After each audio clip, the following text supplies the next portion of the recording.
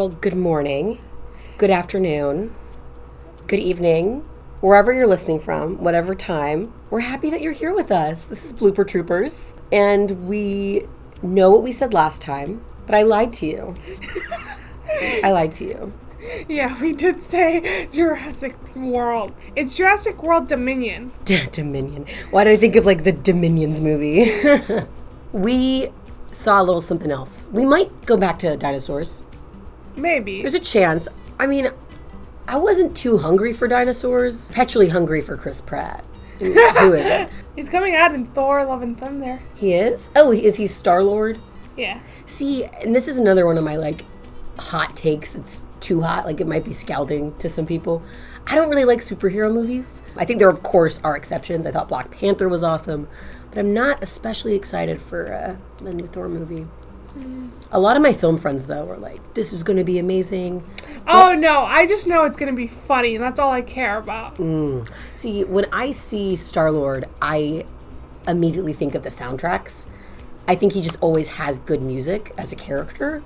And so, yeah, maybe I'll, like, be into it for the music. But we've been dancing circles around what we're actually talking about today. Yes. So, today we are talking about... Drum roll. The King, Elvis Presley. Uh-huh. I love that. Uh-huh. When I was in, like, third grade, I did improv. I'm a total improv kid. It's a product of my upbringing. And one of the characters I had to do was Elvis. And I remember I said, on stage, and it made people laugh. And I back-pocketed that until now. And it worked? And it worked. And you know what? Elvis as a movie works. The runtime does not work. Runtime of the movie Elvis, across the board, no fans of it. I mean, we are, like, in the TikTok generation where I do like to keep my shit to, like, 15 seconds. Like, that's the attention span. Well, I don't even think it's that. Like, The Godfather, we're literally staring at a poster of The Godfather, is 3 hours long. I never, in that movie, went, oh, this movie's too long. I ate up The Godfather. And that's an old movie. And I watch Lord of the Rings, and I don't get like, it's too long. True. And those are all 3-hour movies. And when I binge watch Stranger Things, heck, like, that's 10 hours?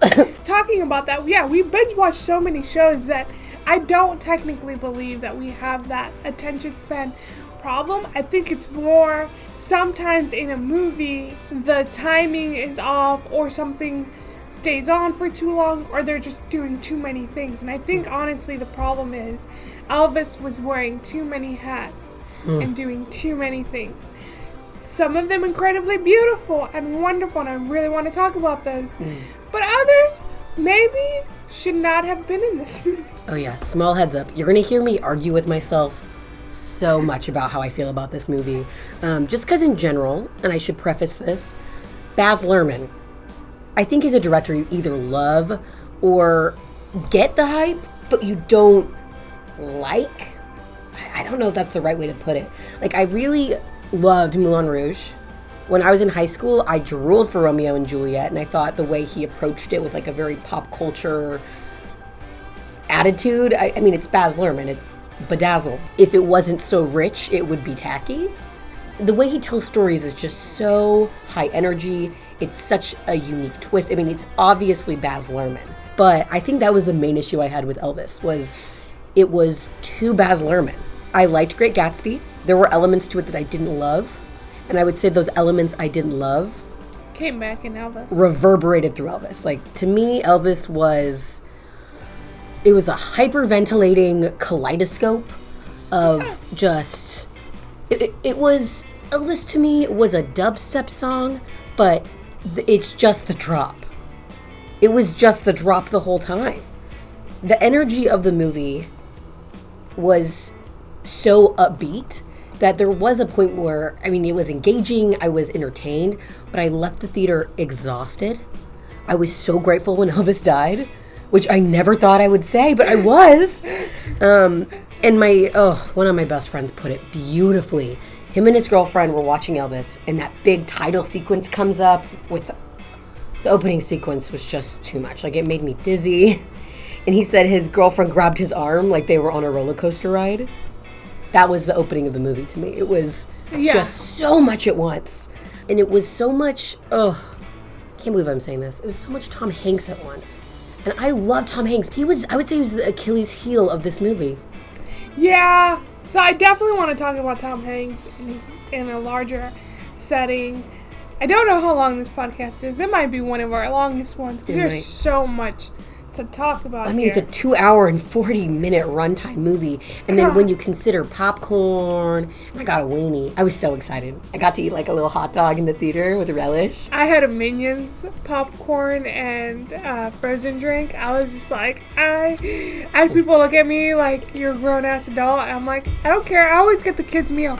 No one is a grown-ass adult at the movies. I mean that. Like, the movies are a place where you go to sit in the dark, watch something that, I mean, it's escapism. I go to get out of my head. The movie theater experience is something, it's kind of ethereal. It's something that really takes me out of wherever I am and transports me through time and space. And if I can do that while eating popcorn and drinking, like, the wine I snuck in, I'm as happy as a clam. There's a lot of really good, a lot of really movies coming out. And I think that set me up for going into Elvis, where there was a lot of really good scenes, a lot of beautiful cinematography. Yes. I'll go more in depth on the costume design, hair and makeup. Absolutely award-worthy. And I would say, despite what I told my best friend, and I take this back, Caroline, I'm sorry for what I said, I think Austin Butler could get an Oscar nomination for this. That's what a lot of people are hoping for. I mean, this was the role of a lifetime. To play the king. And in a Baz Luhrmann movie where I can't think of a better director to depict Elvis's life, because Elvis was so kind of gaudy, and I mean he was a showman. He was a showman, and he was a mesh of so many different inspirations, from Captain Marvel to R&B to, I mean, the gospel, the church element of it, how much he was influenced by Black culture, just his upbringing coming from poverty with a dad in prison. I mean, there were so many elements to it that just, like, there were so many pieces to the Elvis collage that built this, like, bedazzled, sweaty, leathery human that we had with a cape. And the wiggles. And oh my God, the wiggle. The wiggle was the best. I loved how they talked about the wiggle. Yes. They made the wiggle sound like it was, like, forbidden fruit. Forbidden fruit. And the women. Oh, we have to talk about the women's response to the wiggle. The way that they're like it's like the first time they're feeling aroused. I'm like they're jumping out of their seats trying to like claw at him. I loved that. Oh, there was just so many good moments. And I did like that Colonel Tom Parker came from a circus background. Yeah. Because it shows its showmanship. That's what Elvis did best. He put on a freaking show. And it makes sense that his agent, manager, came from kind of a seedy background with like a entertainment focus. I'd say a money focus. Entertainment distraction, almost. But he did want to put on a good show. Yeah. Snowman. One, I think this was Tom Hanks' first role as a villain. Yes, it is. Okay. Yes, it is. I might argue against that. Because I was thinking about it, and this is his first role as a villain, technically. But one could argue that in the Polar Express, he does kidnap hundreds of children. So if you rewatch I'm dead serious. And I'm a diehard Polar Express fan. I had the book on tape, read by Liam Neeson, and I listened to it to fall asleep between 3rd and 5th grade. That's 2 years of my childhood. I fell asleep every night to Liam Neeson reading me the Polar Express, and I freaking love that story. And so when the movie came out in like Uncanny Valley, I was weirdly excited. But looking back as an adult, it's Tom Hanks stealing a shit ton of kids. He is. And but he brings them back. He's just borrowing them, honestly. Okay, well, that would not stand up in court. It would not stand up in court. So I will say this, Elvis is Tom Hanks' second role as a villain, but definitely had equally as many special effects on him. Oh, the fat suit? I must know. Anybody out there with like an ounce of film powers listening, I want to know the production cost for all the chin prosthetics. There were so many fat chin prosthetics that they had to probably go through. It was so bad. For old Elvis and for Tom Hanks the entire time. He had like a gobbler the whole time. Yeah. I want to know how much they spent. I mean, it looked impressive. It had pores. It looked realistic when I looked at Tom Hanks. but I also didn't really want to look at Tom Hanks. I did not ever want to see Tom Hanks in this movie. I feel like that's messed up, but he was definitely a character I did not like. I don't know why, but it gave me his voice. So in the theater, there were definitely moments when Tom Hanks would say anything. And I laughed. I couldn't help myself. Like, it sounded so ridiculous. It reminded me, this might be a little too far, but it was reminiscent of Pauly Shore Pinocchio, just a little bit. It was just so much.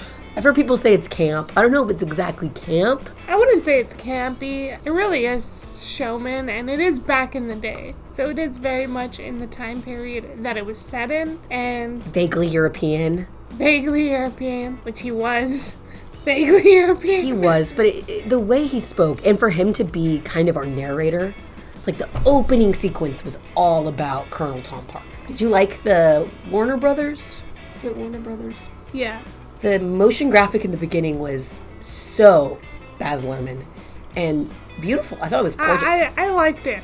The only thing is the editing, and I do appreciate that you gave me a heads up on the editing. Y'all, the editing in this movie affected me negatively more than anything else. I think this is a beautiful textbook example of over-editing. Oh, yeah. It was too much. I don't think every time it was too much. But again, I'm one of the MCU diehards, so I have watched, like, Doctor Strange. That kind of goes out of its element. But I will say there were times where I was like, I am so glad I don't know what it's called, but I'm glad I did not have that. Me too. Because... Epilepsy, yes. I honestly feel like if I had epilepsy, it would have physically hurt me. Because there were some parts of it that were just constantly, like, I felt like a computer being overloaded with just images after images. And before I could ever process, like, what I'm even seeing on screen, the next thing comes up. And I'm like, okay, I get that. I understand that. And it is, I mean, YouTubers sometimes edit like that. But young YouTubers. No, Mr. Beast has, like, a ton of edits within, like, the span of a second. But there is also rules of thumb to editing that quickly. So usually there's a master shot so that you understand where everything is. When everything starts getting cut in closer and closer and closer, you're not confused or you're not kind of dizzy from just the amount of stuff. So there are rule of thumbs when it comes to that stuff, and he just went, nah. And there was a lot of compositing in there where I was like, I'm not supposed to notice compositing, and I noticed it in this. Oh, I want to hear more about that. Well, not a compositing in the normal sense where you're like, oh, green screen, stuff like that, but there was one transition where they went from, like, an Elvis to, like, a record, like it was a record around him, and then it turned into a tire and stuff. And if you notice inside of that, where you were still looking at Elvis, but you weren't supposed to be looking at Elvis, even though he was the center point, he was translucent in the other video, and I'm like, that's a mess up. That's not correct. Like, that is just sloppy. Yeah, that was sloppy. And for that high of a production cost, I expect perfection. I mean, if our clients expect perfection on a TikTok video, that's so true. I expect perfection from Baz Luhrmann. And I think him as a director, take like a little step back, he does have his own embellished way of presenting stories. And it's not a storytelling method that I particularly like. I love the story of Great Gatsby. I thought it was too much. Elvis, as I've said like 7 times already, and I will say it 7 more times. Actually, probably, I will keep saying it until I die. Elvis was too much. And I just don't think he understood the pacing of the movie. I get we have Elvis, who's an icon. I mean, he's the king of rock. He's truly shaped culture as we know it. Yeah, he changed the world. He changed the world. And fitting that whole story into one movie is a lot of pressure. There's a lot of speeding up. But there was so much stuff that they spent too much time on. So much stuff that they didn't flesh out, like his drug addiction. I don't think they fleshed out Priscilla properly. I thought Olivia did a great job. I don't think they wrote Priscilla really as a character of substance. Which is funny because Priscilla approved of the movie. She did? Okay, well, that might be why. I mean, she didn't really have she had moments. But I would say in her, like, breakthrough scenes with Austin Butler, he carried those scenes consistently. Oh, yeah. The only thing she carried was her fashion. The Priscilla fashion was on point. We'll talk about the costume design because we've got Catherine Martin. Yes. And I'm obsessed with her. I have so many thoughts on the work she did on this film. She also did Great Gatsby, which was also incredible production design. She did Great Gatsby and Australia. In Moulin Rouge. And she co-designed in Moulin Rouge. Gotcha, that's important. Okay, fitting everything of Elvis's life into one film, that's a lot of cramming. There's a lot. But I just don't feel like they paced it properly. Like, for example, in every good movie, there's a pulse. There's a pulse to a story, and every story has its own pulse. And of course, the Elvis story is going to have a crazy through-the-roof pulse, like high blood pressure pulse.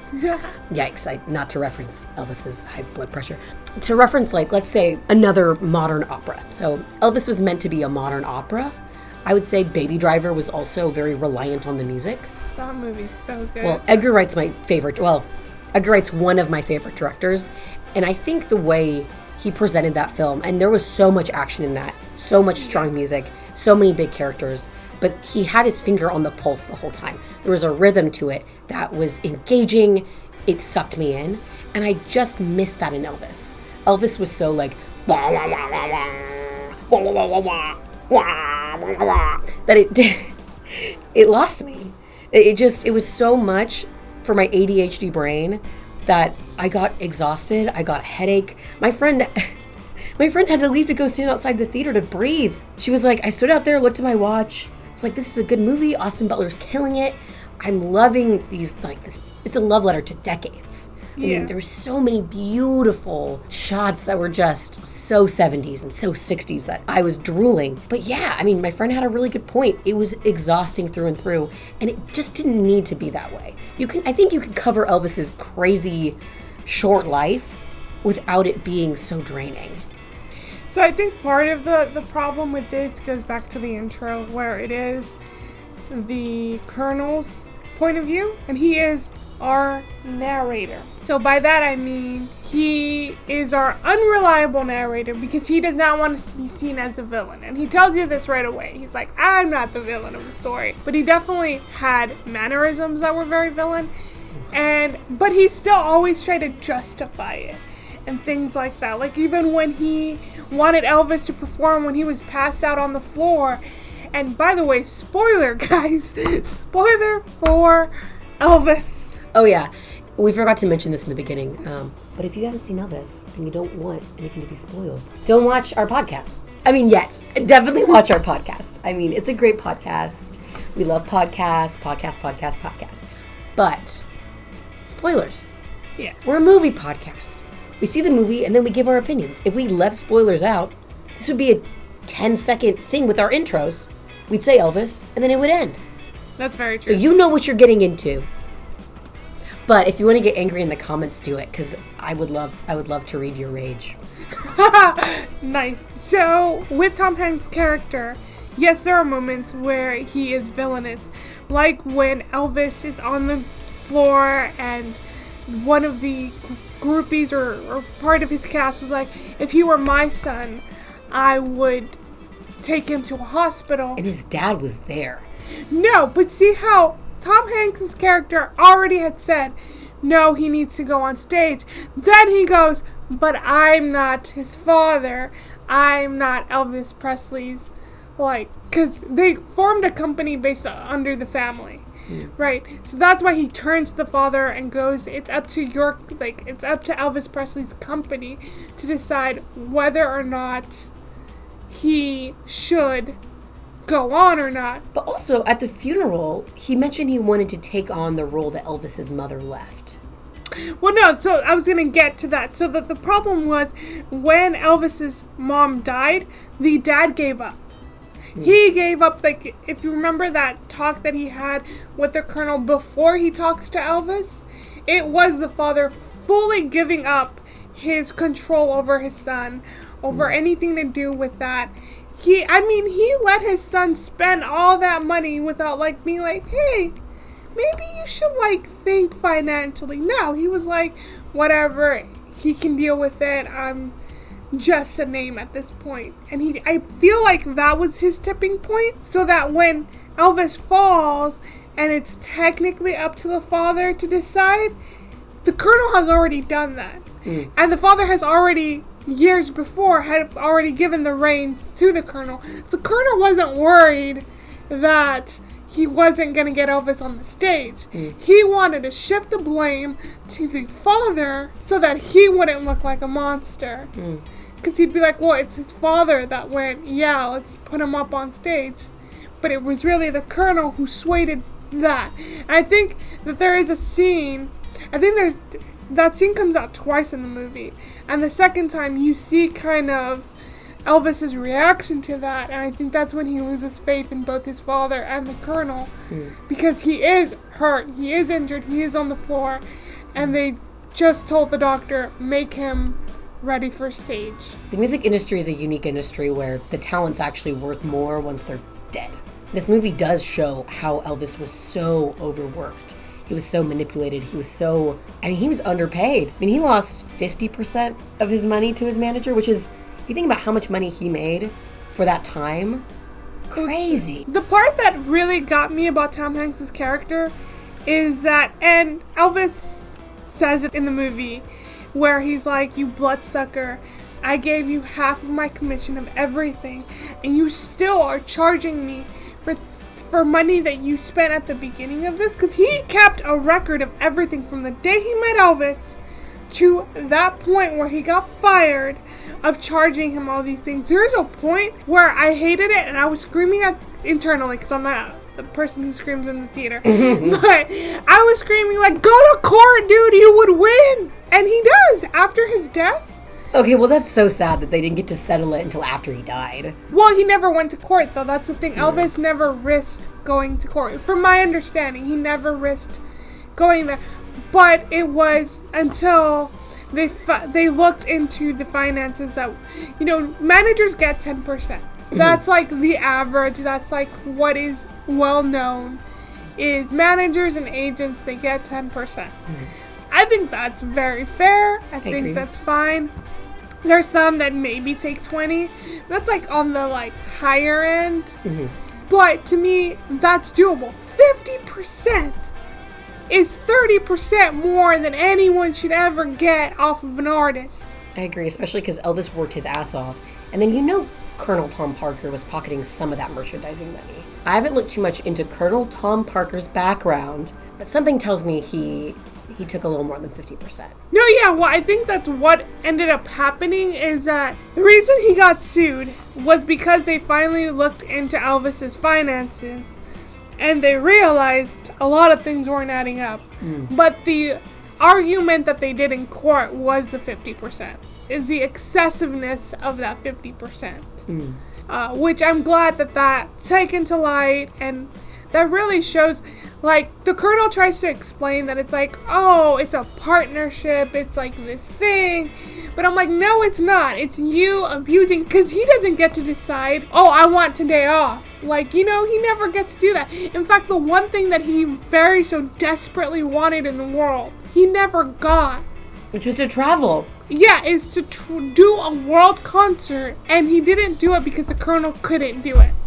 I will say, my jaw dropped when they mentioned that fact about the broadcast of Elvis performing and how it was viewed by 1.3 billion. It was so many people tuned in to watch. I mean, well, that just speaks to Elvis's talent and speaks to the legend that he is. He had so much influence, even though he couldn't leave the U.S., he had so many fan bases all around the world. Yeah, no, and they do talk about that when they even tell Elvis, hey, you were offered $1 million for one night, one show in these areas.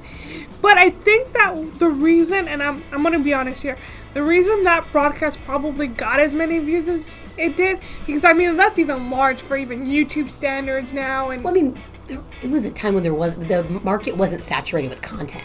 Well, that.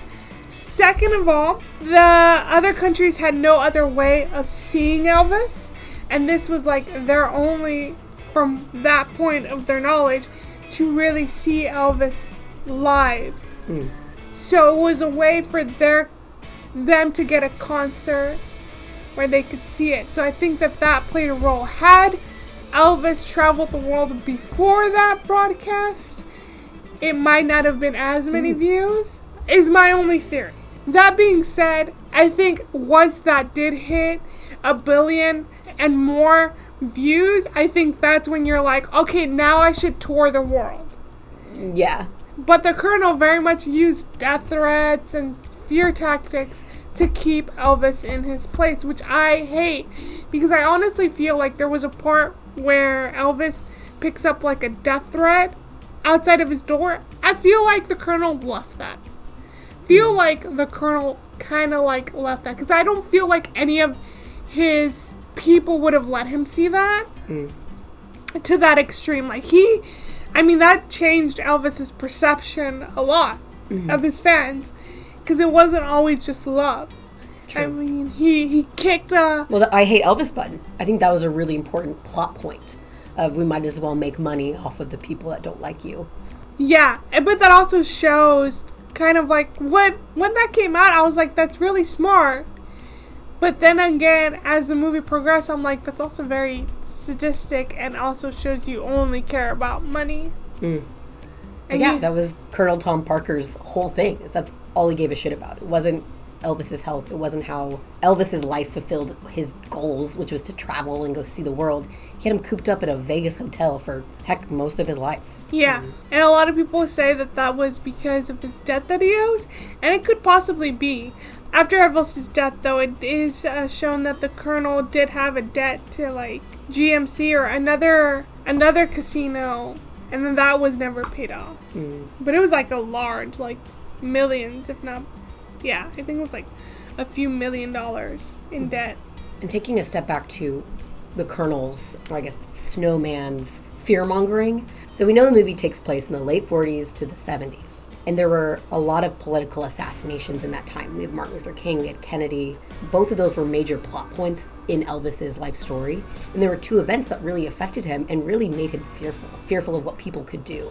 And I think that really affected Elvis's trajectory. Those were two really big points. Remember the Christmas special?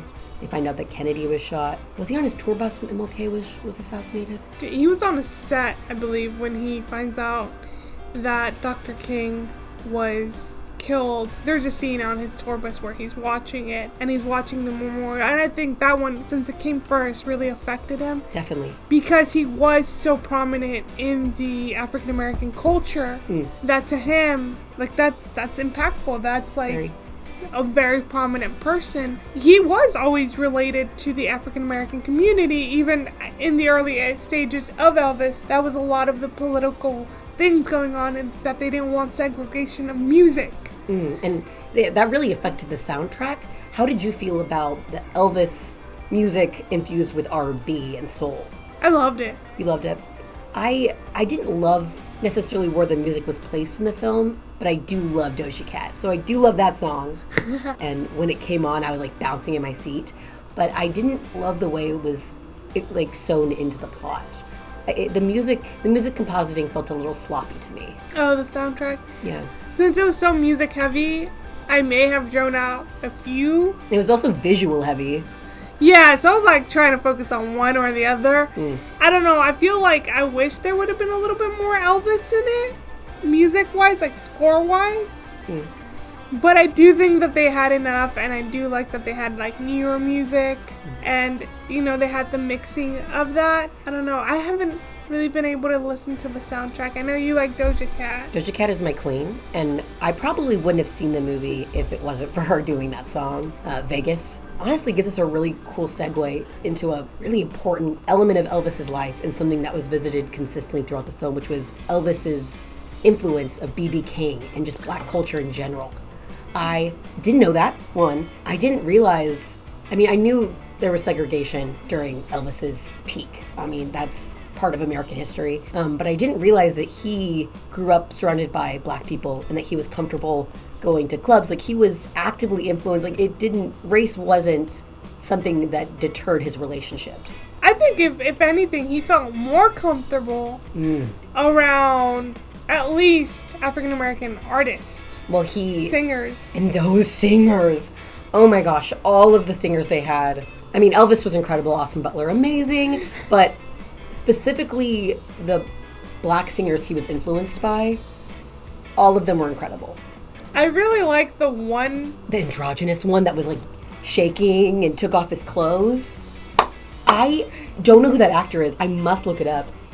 Incredible. I have chills right now thinking about that performance and the way that Elvis was going through shit and he escaped to go to this bar to listen to just soul music. Oh, it was gritty. It was so real. It was good. And they had those pictures of him there with B.B. King. I do like, though, that he appreciated, like, he loved this young guy that maybe had no name, and he was like, man, he's just feeling that song. That song is so great. And he acknowledged that the artist is what made that song great. But B.B. King was like, yeah, but if you played that song, it'd go, like, way further.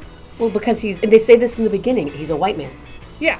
I mean, didn't it zoom in on all of them? He's like, he's a white man? Elvis was white. He was able to perform in places where African Americans were not allowed to perform in. But since a lot of his music was soul music, it basically gave a new audience.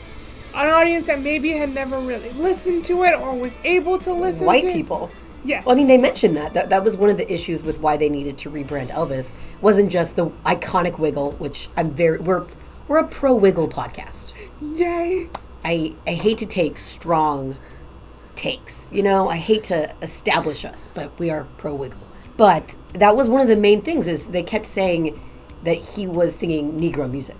Yes. That was a line they kept repeating, and I didn't know that was a part of Elvis's image or that was a part of Elvis finding his sound. I mean, rock and roll obviously influenced by R&B and soul. I mean, yeah, he's a king of it. He's a king of it. But I think it didn't really set in for me until there was that take of him as a little kid sneaking over to see those people dancing in the shed and then going to the church or that outdoor tent with that gospel music and how he was like looking up and he was raised above himself.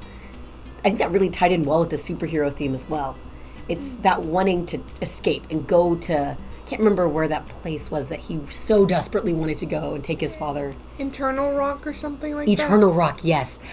I did love that desire for him to get out of his shitty situation, bring his father back, and provide for his family. Well, he really is the American dream. He came from poverty and then became one of the most famous people on planet Earth. Still, yeah. Definitely. Still, 50 years later, and we're, seeing this movie where, the funniest thing is, I was not introduced to Elvis until Lilo and Stitch. Same! When Stitch puts his little fingy on the record and like, that, I'm not a hound dog. That introduced me to Elvis too. Yeah. And Hawaiian Roller Coaster Ride, which I would say it's so great. I prefer over any Elvis song. I'll stand by that. I will stand by that. I'll go to the grave. The Hawaiian Roller Coaster Ride is It is a really good song too. It's culturally iconic. But I feel like a lot of our generation was introduced to Elvis through that because I was talking to coworkers in another job and they were like, isn't that the guy that comes out in Lilo and Stitch? And I'm like, yeah, the main soundtrack, yes, it was Elvis. Elvis. I love, and I firmly believe that Elvis will continue to be a cultural icon going forward. I firmly believe people will reference his music forever, and each generation will have their Lilo and Stitch, will have their moments where they remember what he did. Not to glaze over some of the less than great behavior Elvis had. There was one point that they did not focus on at all, which was, did you know how old Priscilla was when they met? Yeah, the 10-year difference. Yeah, she was 14 and he was 24. Okay, so I can't say anything about that because I know couples that have that large age difference. But he met her, courted her, slept with her when she was 14, which, different time, but still, 14 is awfully young. That's very, very true. And Priscilla's character, I mean, when her character got the most Priscilla personality was in that intro scene. She was so high energy, I did get like a childlike feel from her. But yeah, they did never mention her age, which I can't blame them. That is a big... Well, no, they mention it once. They mention it once where he is begging her to stay, and he does tell her, when I'm 50 and you're 40, we'll be back together. True. Which is so sad that he dies at 42. I truly believe that he's right. I feel like at 50 he would have retired. He would have been a family man. Yeah. Because I do feel like as much as he did love the fans more than maybe he loved Priscilla, but he did love Priscilla and his daughter. I believe that. But also, I mean, with all these rock star biopics coming out, you can't glaze over the rock star lifestyle of drugs, sex, alcohol, cheating. I mean, there was a lot of that going on. But another element to that frustrated me was I do feel like they kind of made Elvis feel blameless. And that might have just been how they just quickly brushed through the like substance abuse, where I felt like they kind of blamed the doctor for drugging Elvis. It didn't feel like Elvis was consciously deciding to take the drugs to me. It didn't feel like an accurate portrayal of drug addiction. This is an homage to Elvis. And I get why they wouldn't focus on the darker sides of his life. I mean, the family got an early viewing. So to the director and Austin, the most important part of this movie was that they liked it. So I don't think that they would ever put Elvis in a negative light. And I feel like focusing on his drug addiction would put him in a negative light. That being said, yeah, they do make it seem like at the beginning, the first ever drug he takes was from friends. It wasn't even from a doctor. And I was expecting like a Gatsby sequence after that. I wanted him to take the pill, and I wanted it to become a 5 gum commercial, you know? Yeah, I'm not gonna lie. With the editing and the style, I was expecting that too. And it's a Baz Luhrmann film. There's substance abuse in all of his movies, and I think it's done in a really, I'd say a really fun way. I mean, I kind of wanted to do drugs after the movie. Maybe. I might have been too anxious. I don't know. I think it depends on the pills. But I'm gonna step back. There is a lot of substance abuse in Baz Luhrmann's movies, and it's a big part of Elvis's life and death. Yeah. And it felt really watered down. It was, extremely. And so it was that his friends influenced him to take the drug, to keep going, to like be the performer that he is. And then, yes, the doctor would constantly give him medication to go to sleep and wake up, which I think that's a whole different mess of itself.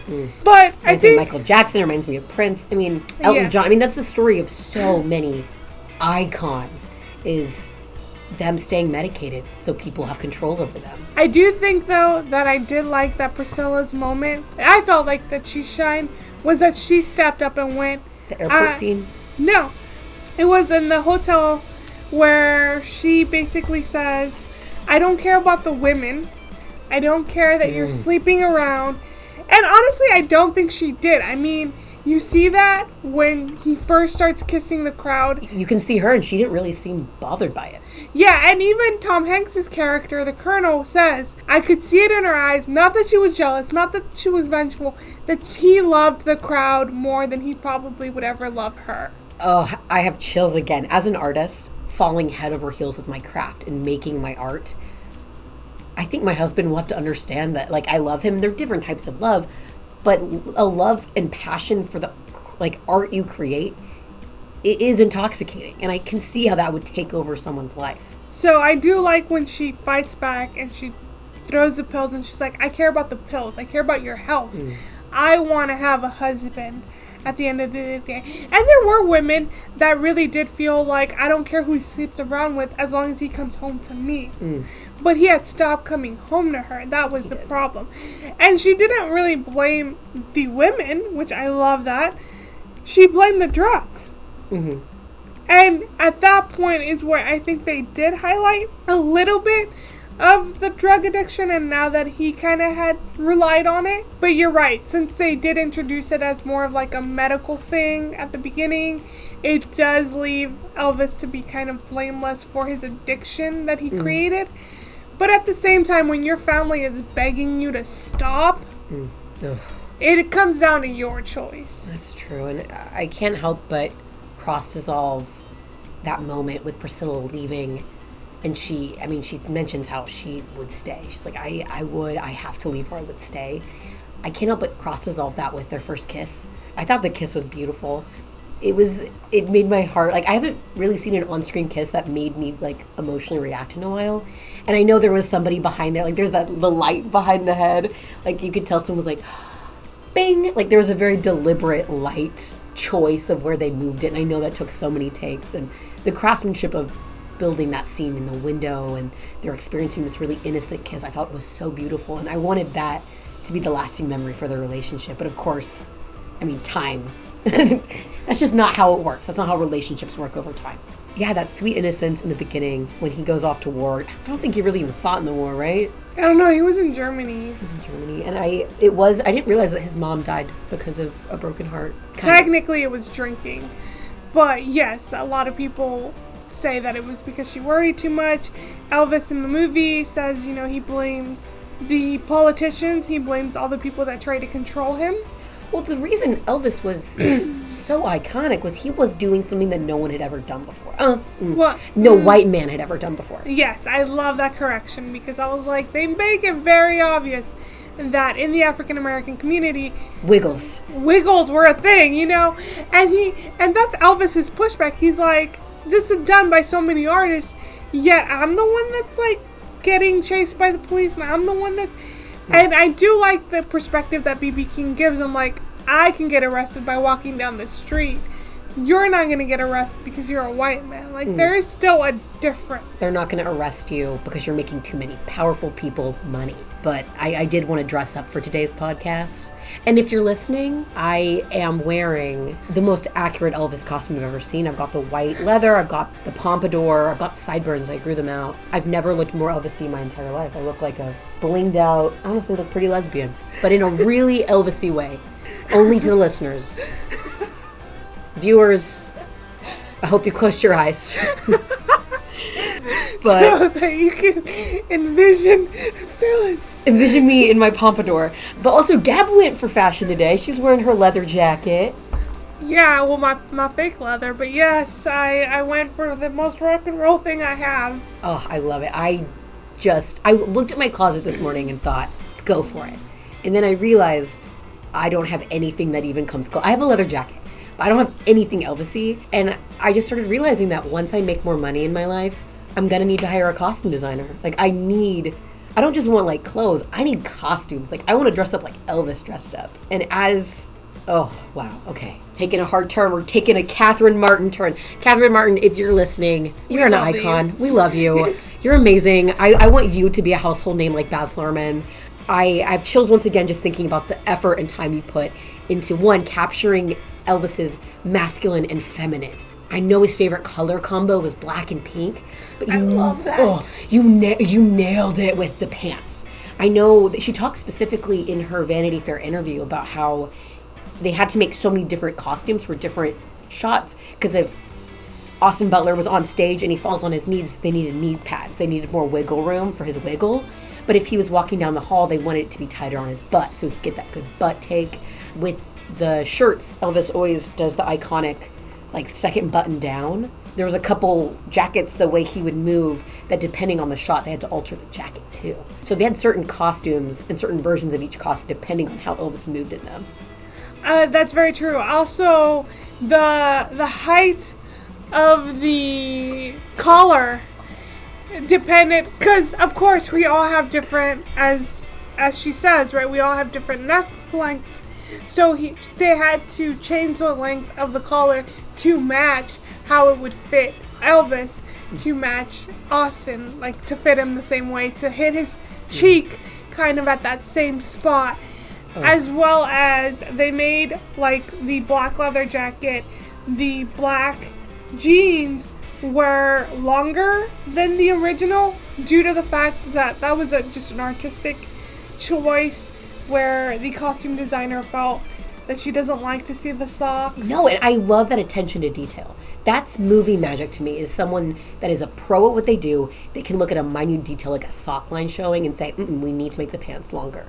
Like, that for me, there were points in the movie where the line between Austin Butler and Elvis, it dissolved. Yes. There was a moment when I was watching him perform where I asked my friend next to me, I said, is that Elvis? Like, did they just cross-dissolve into an Elvis shot? Because they had the film grain, they had the ratios.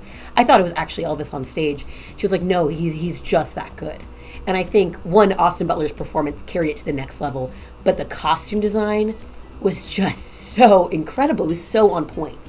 And I think that always helps is that as, I don't know if you did theater or acting, but... Oh, you know I did theater and acting.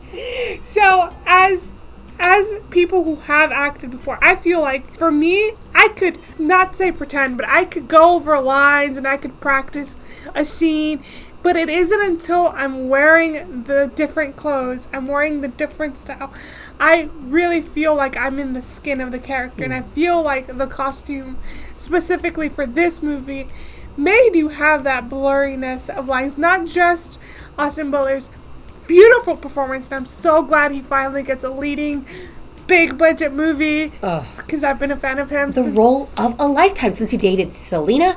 I mean, OGs get Carrie Diaries. He was so cute in Carrie Diaries. There was a lot of Nickelodeon and Disney extras that he used to do. I love that for him that he got.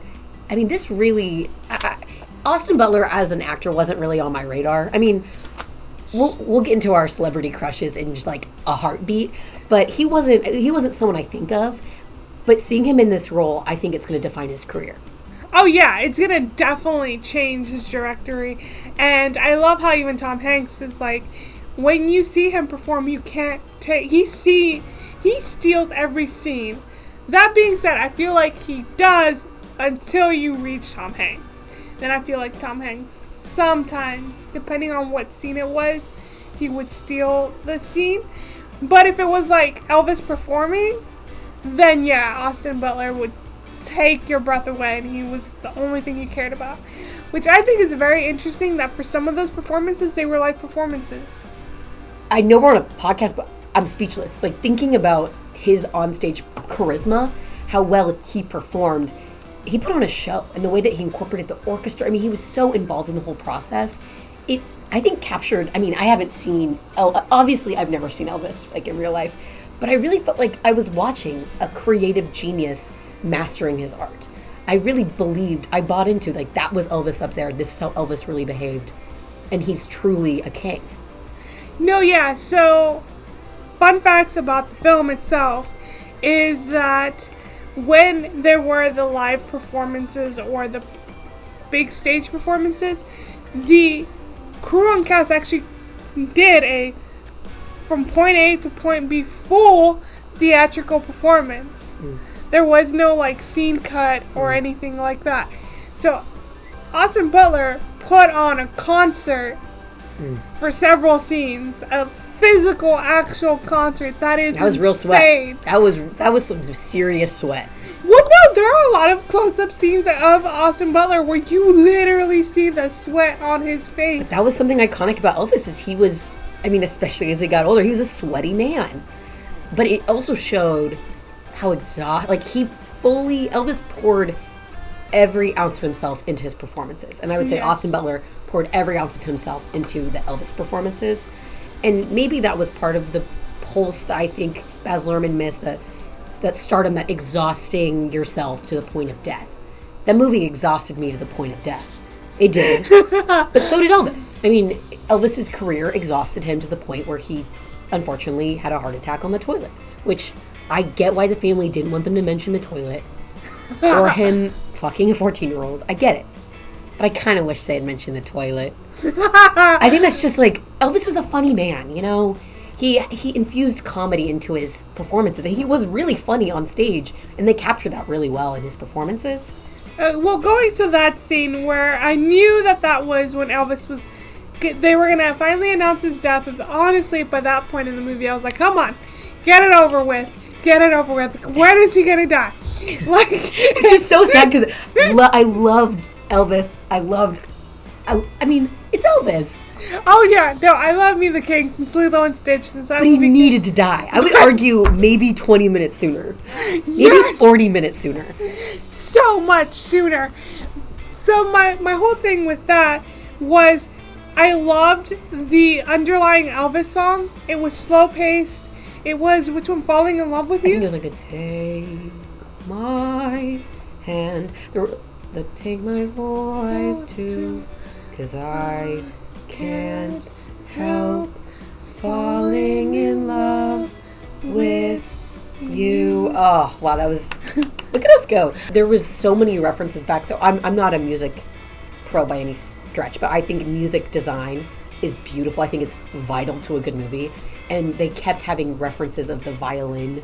The violin chord was in so many consistent slow scenes. It really grabbed my heart. No, yeah, so as soon as I started hearing that and the echoing of the falling in love right before he goes into the plane, I'm like, he's dead. Hallelujah. Which, I'm so sorry for saying that, because I love the performance of this movie and I love Elvis, but at that point I was just like, let's get it over with. I was surprised that they did not have like a death scene, like a heart attack scene. They had it where he goes onto the bird and then he's talking about flying and never landing on the ground. Oh, wow. And the Elvis has left the building. That iconic line, yes. And the newspaper titles. I mean, this day and age being pop icon. I mean, I'm just thinking of pop culture back in rock icon. It was so huge. There were so many people that really felt Elvis's death and really missed him and really wanted to see what he was going to do next. Well, I mean, there's still so many that believe he's still alive. Oh my God, I love that. Him and Tupac are like on an island together, just hanging out. I mean, no, we know for a fact Elvis was such a performer first that honestly that would be a good performance, a death and then to come back. No. If Elvis was still alive, he'd be creating music. I think he would still be revolutionizing the music industry in his own way. Yeah, I think he took so many influences from so many different places that I don't think you could ever... Karate. I don't think you could ever stop being so motivated like he was.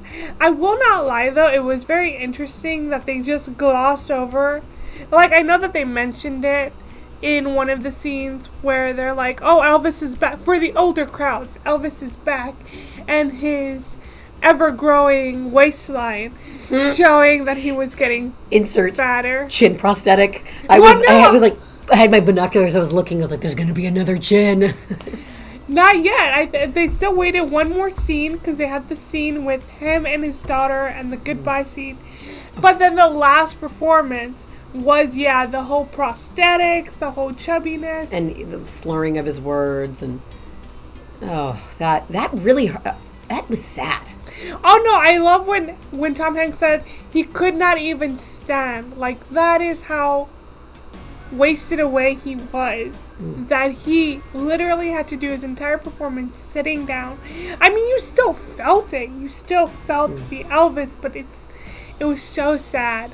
And that did tug at my heartstrings. I was like, okay, maybe it could last like 2 more minutes. But that was it.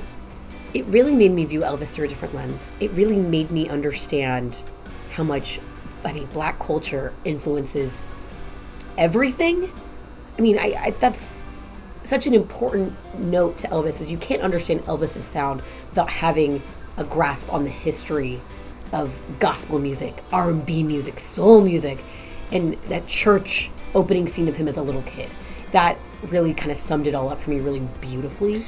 Or the song that he sings right before his performance in front of Tom Hanks. I really liked that moment. I also liked that moment because in that moment it gave the Colonel everything he ever would need to manipulate the Elvis Presley family. Which was, they care about family and they care about God. And there's a twin brother that died. And they use his name. Oh, when the snowman used that line to the mom, he was like, I know he has the strength of 2 men. It's like he has signing the contract. Yeah. That was so manipulative. I know. As soon as he said it, I was like, it went back to that original. Not only was it where he was first meeting Elvis, but he was also getting that information of like, this is the tools I will use to manipulate him for the rest of his life. And that's how he gets them to sign off on Colonel was, I believe in family. That's why he comes up with the Elvis Presley kind of organization, because to keep it in the family type of deal. Speaking of keeping in the family, this might just be me that feels this way, but there were the scenes with Elvis and his mom, they felt kind of sexual to me. The mom was always like intimately close to him and his ear and his neck, and her lips were really pronounced, and like the way that he looked at her. They had two moments where I thought they might kiss, and I even mentioned it to my friend next to me in the movie. I was like, I feel like he's gonna fuck his mom, which thank God, like that wasn't even remotely an option. But yeah, there was a little bit of like, I don't know, it felt a little steamy between the mom and Elvis. Well, at points. Yeah, no. So I did get that, but I didn't get that from like their interactions. I got that more from like when she started being fearful and worried, and when she was like, "Please don't let them hurt my baby," and then the dad goes, "Well, they don't want to hurt your baby. They want to fuck your baby." Basically. Oh, and man, did they want to fuck her baby. Man, did they want to. Those girls going insane for the wiggle. I think that was like the first point in the movie where I really was like, okay, I'm here. Like, let's go. Let's show women finally being aroused in history and feeling something. Because, I mean, of course, music is sexy. I mean, when you see someone performing on stage, you're like, damn, like you just gained 5 hot points. But seeing those women physically lose control of themselves and like screaming and running at the stage and throwing their underwear at him, I loved it. I was like, hell yes, women. I was like, show your sexuality. Yeah, I did love that. The thing, though, is that when you saw his mom, you did see jealousy. Like, actual jealousy. In comparison to Priscilla, where you don't. Cold face, great fashion, child bride. Priscilla, the movie. However, I think the difference is, right, that Priscilla has had Elvis in a more romantic relationship. I mean, they were married. And you know from that wiggle he was good in bed. Like, that was the whole point of the wiggle. Yeah, you know they had a good time. Yeah, so, I mean, clearly, she ended up with a man 10 years older, and she was still in love with him long. Had a beautiful baby that went on to fuck Michael Jackson. Really? Yeah, the King of Rock's daughter. So the Princess of Rock. I don't know if she dated, I think she might have had a kid with Michael Jackson. I need to look into it, but yeah, Elvis's daughter and Michael Jackson had a thing. Oh wow, the King of Pop. King of Pop and the Princess of Rock. Interesting. I want to know more about that. Me too. I should have done a little more research before this, but comment below if you have articles and stuff. So yeah, send us. I want to know more. I want to know a lot more about Priscilla, just because I want Priscilla to have a little biopic, because I left this movie wanting more of her and wanting more of the daughter's arc too. I mean, I know it wasn't about them, but I felt like they were just such important characters and they could have done more. Oh no, yeah, I feel like for a movie that talks about family, they glossed over his family hardcore. I did not feel like we got to know the dad. I mean, we know he went to prison for a fake check. We know the mom. I mean, Elvis was her world. And like, I got that essential feeling, but I think we could have gone further into Elvis and his dad's relationship. And this is also me as a critic saying the movie should have been shorter, but we needed more in-depth on those relationships. Like, with what time? I can hear Baz Luhrmann being like, cool, where would I put that? Without sacrificing really important things. I know editing a man's life into this is not easy. But a father and son relationship, especially growing up with your father not around, definitely weighed on Elvis, definitely influenced him in some ways. Well, that's why the Colonel became a father, and that's why they had that scene in the closet where he's like, you're like a father to me. This was literally Elvis going, you're the only real parent I have left, and the father going, yep, he's your parent. He is your parent, not me. Which is, I have so many negative feelings about that. However, I think it is to say, going back to Baz Luhrmann, his editing he did a lot of quick cuts. He did a lot of quick cuts. Like excessive like amounts. I would say too many, and there were several scenes where they would have like it broken up by film, and there would be like 3 or 4 shots on screen, and they would quick shot those. So then I had to process like 40 shots in like a 5-second period. That was wild. Yeah, I did not like the Welcome to Vegas one. As a film editor, there were some motion graphic transitions that they made that I just did not like one bit.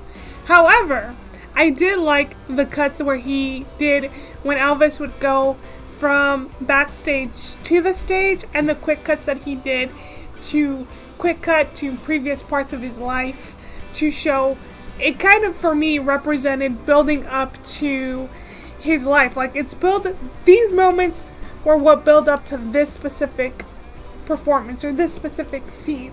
So I did like those quick cuts. So there were good and bad of the editing style. Agree.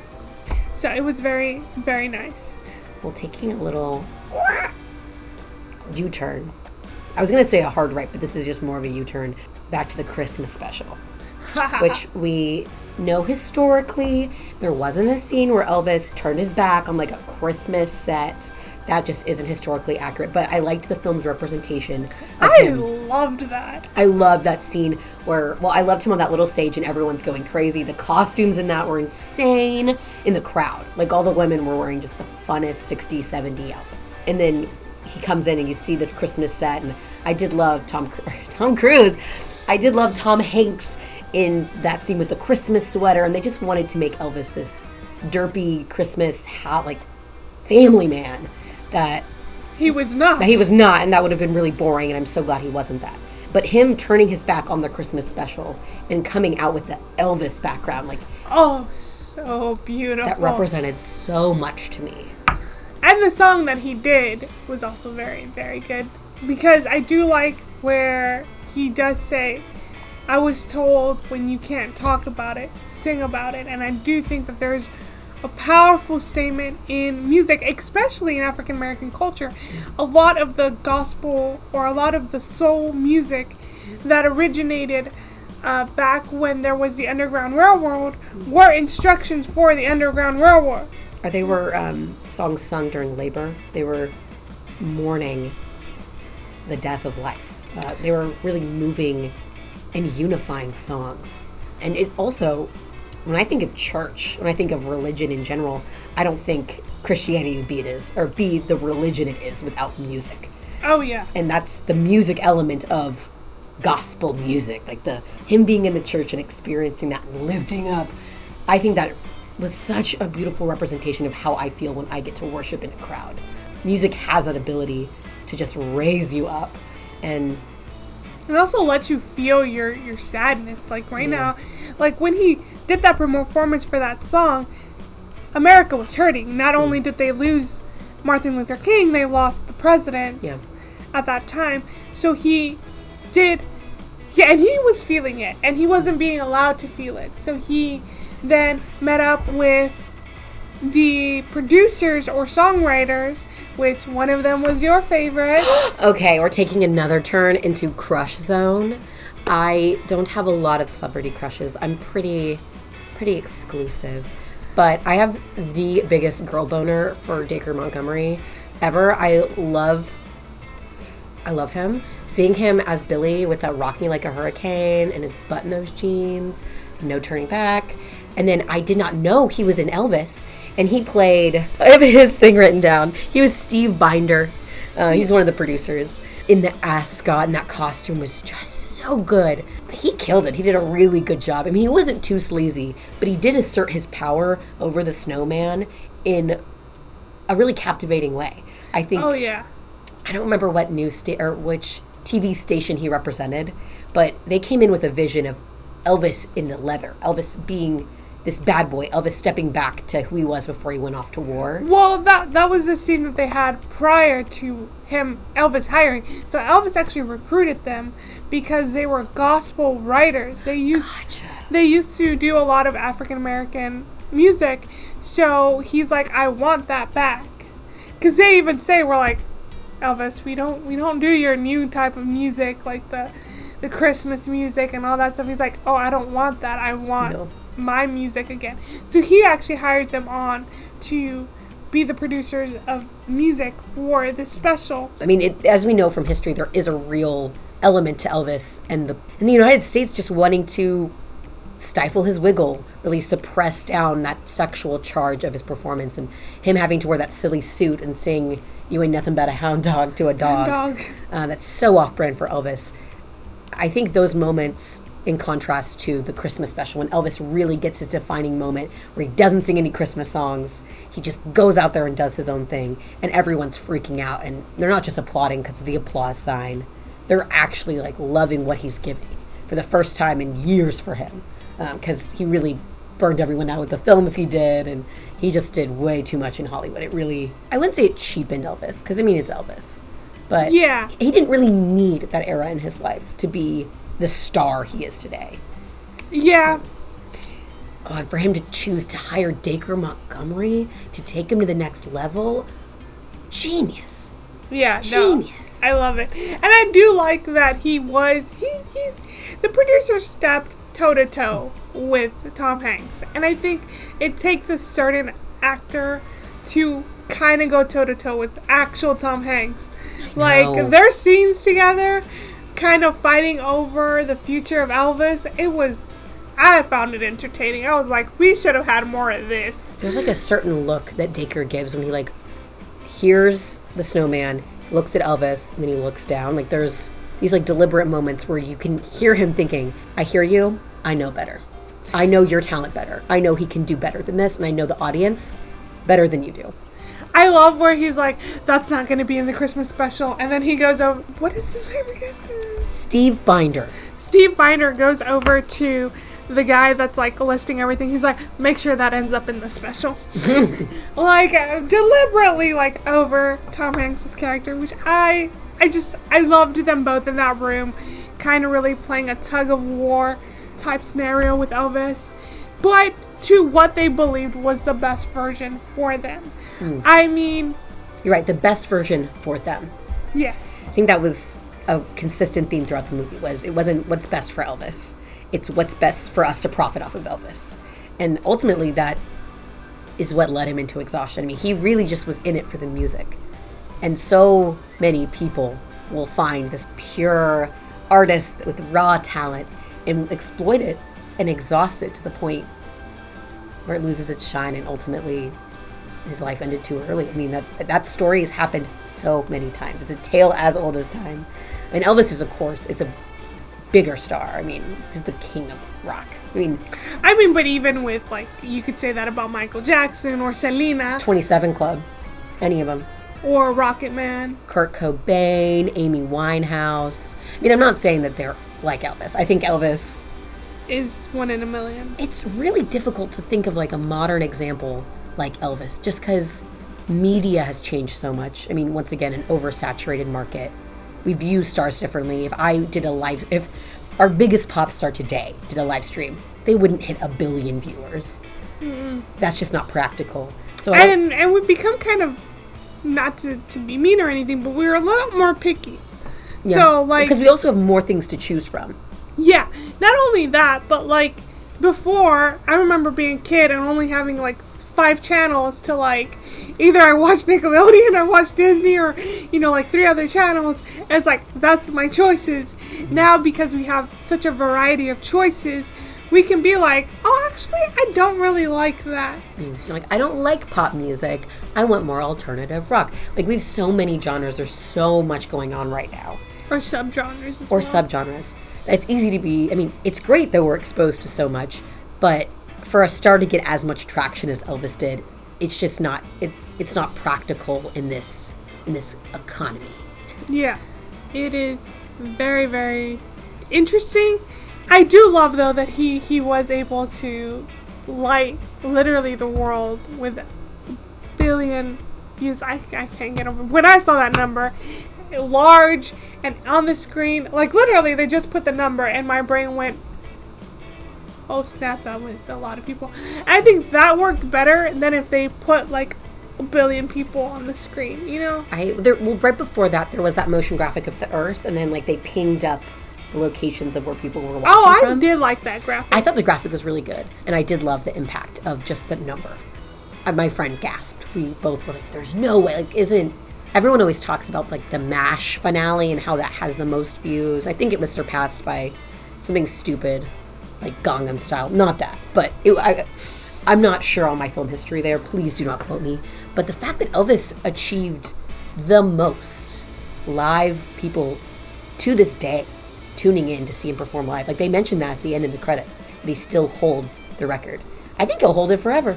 Yeah, I don't see us ever getting that high for any artist. Like, just in general, I can never imagine anyone reaching that level. No. Especially because, as you say, it's so saturated now that we're so specific in what we like that I don't think a billion people, well, more than a billion. It was a billion, at least 0.5. I don't know if it was 0.7. I'm looking this up right now. 1.3 billion. I'm sorry. So the correct number is 1.3 billion people watched Elvis Presley live. That is still incredible. That's insane. I don't think we're ever going to reach that level. Like, even, okay, so you want to talk about viewership, right? You think of YouTube, and the biggest YouTuber there is Mr. Beast and PewDiePie, and they only get like maybe 10, 15 million per video. Yeah, I mean, but it's also hard to compare video game content to... Well, Mr. Beast is a video game. See, I don't know. Mr. Beast gives out money, right? Yeah.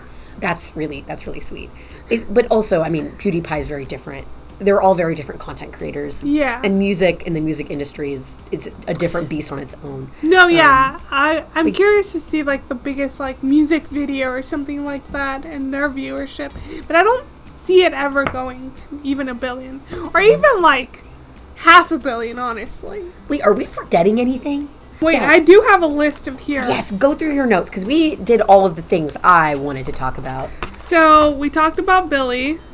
Oh, thank you for putting Billy in your notes. Dacre Montgomery he was a small star in this galaxy movie. I mean, truly, if this movie could be a fabric print, it would be like that gaudy early 2000s galaxy print that everyone loved. Or no, it was 2010s. This movie is the galaxy print of movies, and Dacre Montgomery was a tiny little star on it. But he shined so bright. I saw you. I saw the ascot. I saw the hair, the wig. Billy from Stranger Things was alive and well in that movie, and it made me happy. And again, went toe-to-toe with Tom Hanks, which I think very few actors can. I love that Austin Butler did, because I'm a huge fan of him since I was a kid, and he was like a literal extra and no credits. Tom Hanks, that's throwing somebody into their, this is his first, star role in a feature film, I think. Yes. So they threw him into the Shark Tank. I mean, they put him up against Tom Hanks, who is just one of the most beloved actors of all time.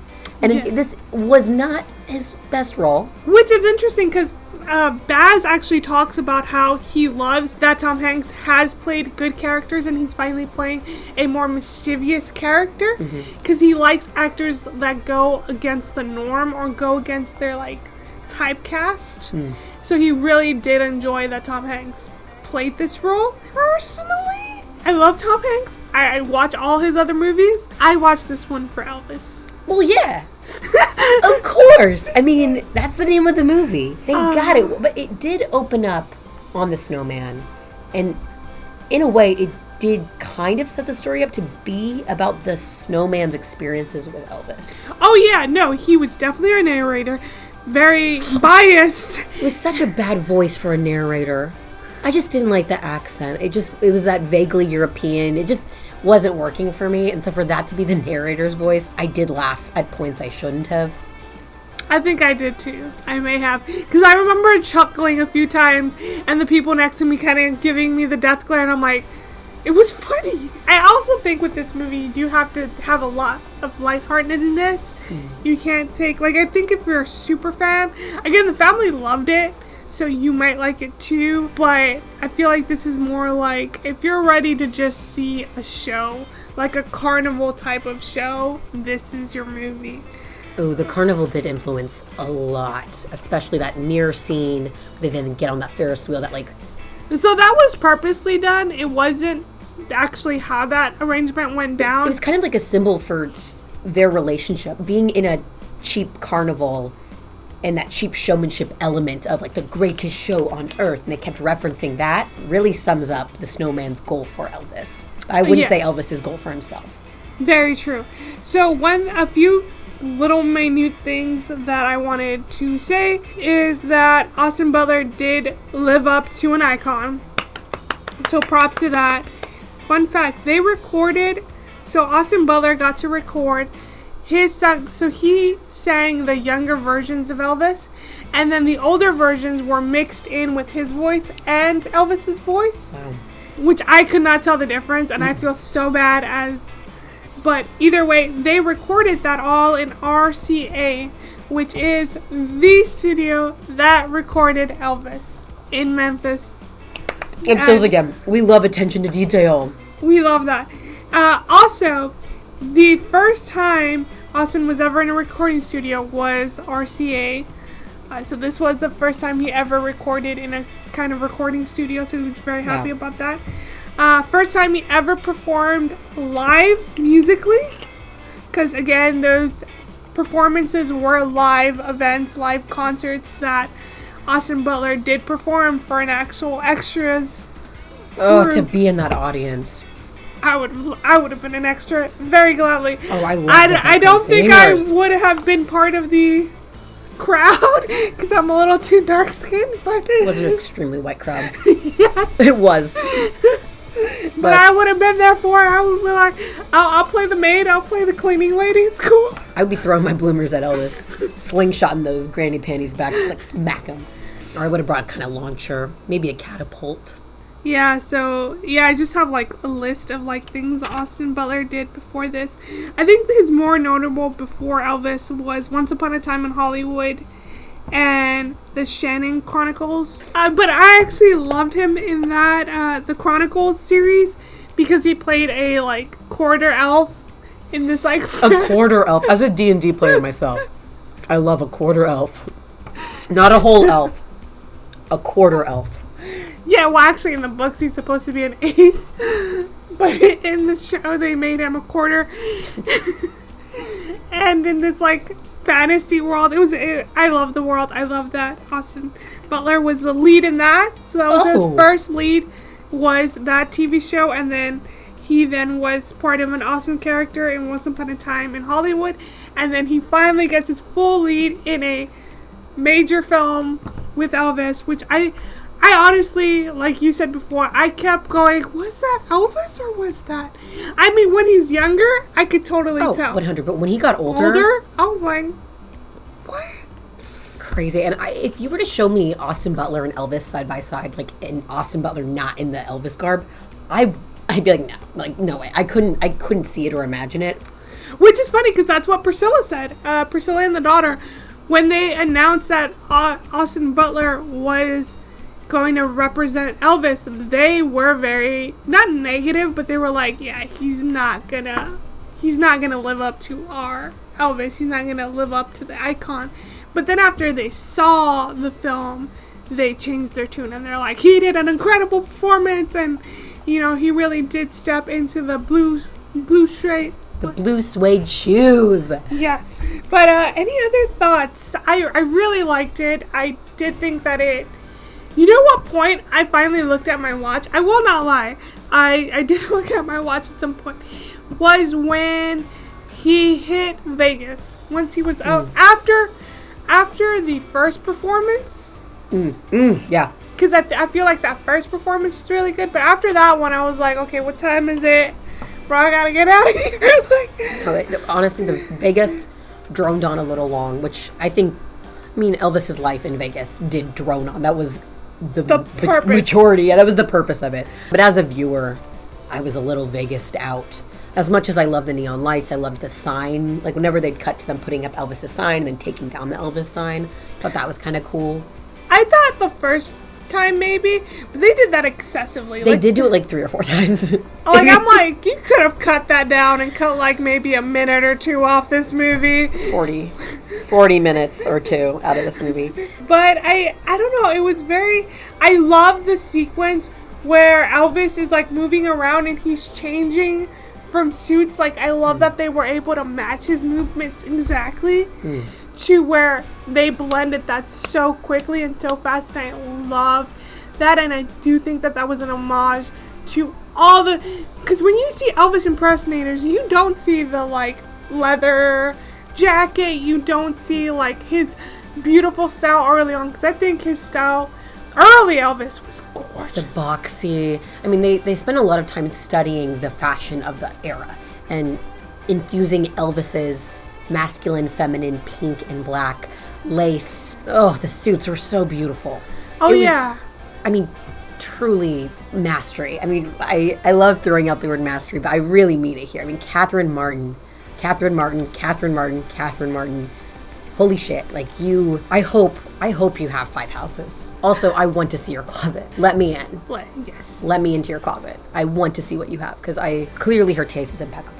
But yeah, the fashion history in that movie was so great. Bonkers. The music history, bonkers. The pacing and editing, bad. I mean, thumbs down from this girl right here. I think there were moments of editing where I enjoyed and I liked. Again, I'm one of those people that could watch Doctor Strange a million times over and not get a headache. I got a headache in this one. So that tells you something. With Doctor Strange, you kind of know what you're getting into. And with Baz Luhrmann, you kind of know what you're getting into. But this is like Baz Luhrmann times Baz Luhrmann. It was Baz Luhrmann squared. Yes. Elvis equals Baz Luhrmann squared. Despite all of the critique I've given, I enjoyed it. I left it entertained. I mean, my bar for movies is only getting higher because we have so many talented directors out there making good content. So thank you, Baz Luhrmann. Thank you, Austin Butler. Thank you, Dacre Montgomery. Thank you, Catherine Martin. Oh my gosh, Catherine Martin. She's really the all-star of this. She is the all-star of this one. I'm obsessed. She did such an incredible job, and I think costume designers, environment designers, prop people, I think they are really what brings a movie together. And for her to get interviews and for people to recognize Catherine Martin's work in this, I think it's really important.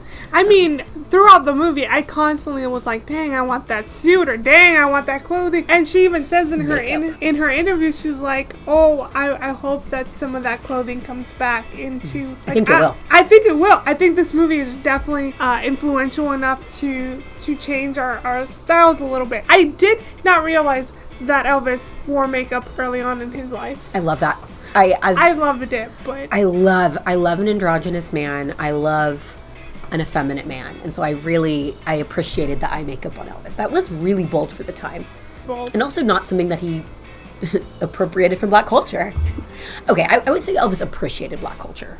Yeah, there's definitely a debate to be had there, not by us by any stretch. I'm not qualified to have that argument ever. I think he at least tried to appreciate Black culture.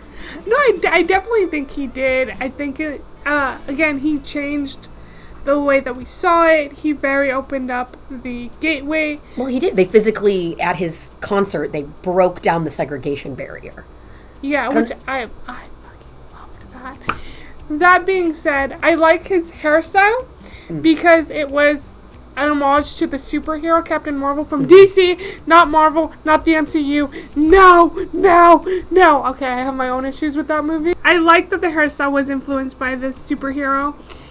I do think that was very neat and very interesting. I do like that he constantly referenced the superhero. So I'm like, look, okay, it wasn't just the nerds that liked comic books.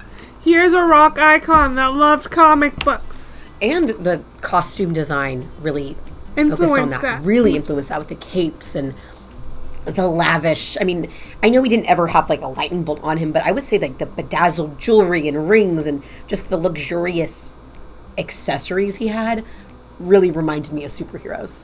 And I think it's interesting that when we see Elvis impersonators, again, I think I already said this, but we never see the old school version of Elvis. We only see the Vegas version. The peanut butter banana sandwich Elvis. It's just peanut butter and banana. But he loved that. I think he liked it fried. There's like a lot of jokes about how Elvis ate towards the end of his life. Which I mean, he was a little bit bigger. But like whatever, he was a good performer. I think he deserves, after all that he gave us, he deserves to eat whatever the fuck he wants. Very true. Very true. I did appreciate that. I appreciated that scene though at the end where you really see that he gave it all for us, and I think it does give us an appreciation to it. It puts a character to the music, and I think it does elevate the music more than it already was elevated. Agreed. So, what are y'all's thoughts? Let us know. Yes, please please subscribe. You know what? Please tell us what we can work on and improve on. This is our 3rd podcast. We're growing a lot, and we're loving getting to talk to y'all about movies and things that we care about. But we're also looking to grow. And improve. And that will come with time. But we also really appreciate valuable feedback. But we will be back next week. In 2 weeks. We'll be back in 2 weeks. It's like the rise of Gru. I'm actually probably going to go see the midnight premiere of that, which You asked me like 5 years ago if I'd be like caught dead at a Minions movie in theaters. I'd say hell no, but I'm excited. The music is going to draw me in. But thank you guys so much for listening. All right, guys, you have a wonderful day. You guys are awesome. You're awesome. This is Blooper Troopers. I'm Phil. I'm Gabby. And it's Gab and Phil gabbing about film. See ya.